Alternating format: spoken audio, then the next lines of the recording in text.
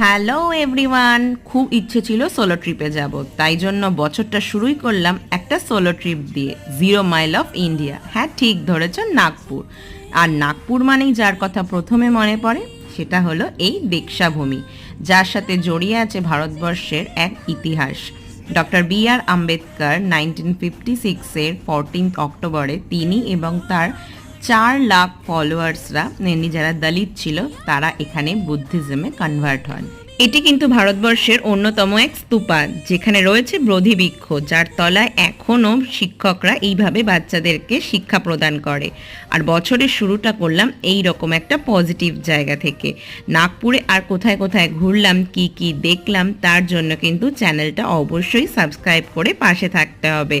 এটা ছিল পার্ট 1, আসছে আরও ব্লগ এবং তার সাথে একটা ডিটেল বড় ব্লগ। তাহলে চলো, আজকের জন্য টাটা।